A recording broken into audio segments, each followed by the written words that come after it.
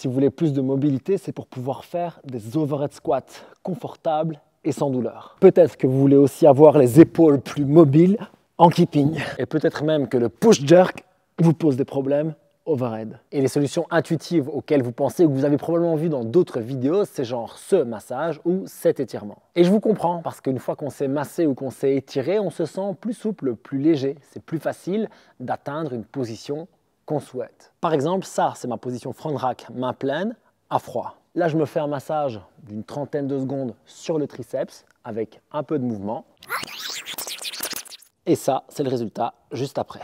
Donc oui, je peux gagner en amplitude tout de suite avec du contracté relâché, avec un massage ou avec un étirement. Je peux immédiatement gagner en souplesse. Pour une position comme le front rack, pourquoi pas? Mais dans un overhead squat, dans un push jerk ou dans un keeping, je n'ai pas besoin de souplesse, j'ai besoin de force. J'ai besoin de pouvoir stabiliser les objets, les positions et mon propre corps. Ça se fait par le renforcement musculaire. Donc si je veux plus de force et d'amplitude en keeping dans le arc par exemple, ce que je peux faire c'est du PVC pullback. Je me couche à plat ventre, je décolle les jambes en activant les fessiers au préalable et de là, sans relever le dos, je tire sur le PVC bras tendu pour mimiquer le tirage que je vais avoir à la barre. Pour améliorer mon overhead squat, j'ai besoin de gagner en mobilité, soit dans ma overhead position, soit dans mon squat. Pour le squat, il y a énormément de choses dont on pourrait parler, mais le premier exercice que je peux vous recommander, c'est le sandbag front squat, parce que ça va verticaliser votre squat, ça va augmenter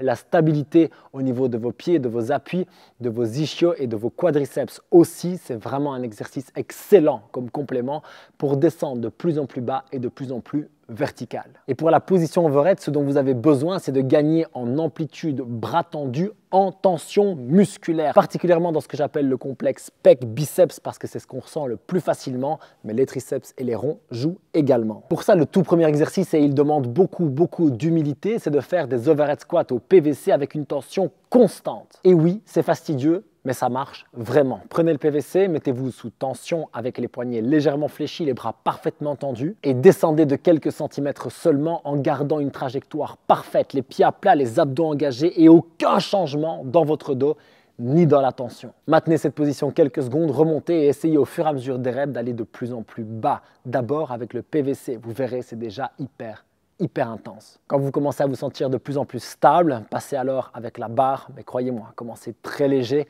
et restez dans cette amplitude qui est votre mobilité. Si vous voulez la tester et être certain d'y rester, utilisez votre inspiration comme stop. Avec les pieds à plat, les abdos serrés en engagement par les hanches et tout le temps de l'attention dans le PVC, inspirez sur la descente par le nez et quand votre inspiration s'arrête, vous vous arrêtez. Ça demande beaucoup de discipline, beaucoup de contrôle, mais c'est là qu'est votre mobilité réelle aujourd'hui. Voici mon cas personnel comme exemple. Abdos, tension, engagement par les hanches, respiration. Ça, c'est ma mobilité en overhead squat avec le PVC. D'ailleurs, on le voit, si je veux aller plus bas, ça donne ça. Regarde maintenant mon dos. C'est là que ça lâche. Maintenant, j'ai une bonne et une mauvaise nouvelle. La bonne, c'est qu'en faisant ça, vous allez gagner en mobilité et ne plus jamais vous faire mal, que ce soit en overhead squat ou dans n'importe quel exercice où vous utilisez la respiration comme stop. La mauvaise nouvelle, c'est que ça peut vous demander beaucoup de travail et de commencer avec des squats à une amplitude hyper réduite. C'est pas grave, vous ne faites pas l'overhead squat pour la force en jambes, vous le faites pour la stabilité overhead, donc bossez là-dessus. Pour la force en jambes, faites d'autres variantes comme le front squat ou même le cyclist squat qui vont spécifiquement bosser vos quads et toute la structure qui va avec. Avec ces exercices, vous allez déjà progresser, mais en ajoutant les 2 de cette vidéo qui sont tout à fait improbables mais super fonctionnels pour la mobilité overhead et la stabilité des épaules, vous allez progresser de ouf en plus de vous sentir hyper bien bossé au niveau musculaire. A tout de suite juste là. Peace.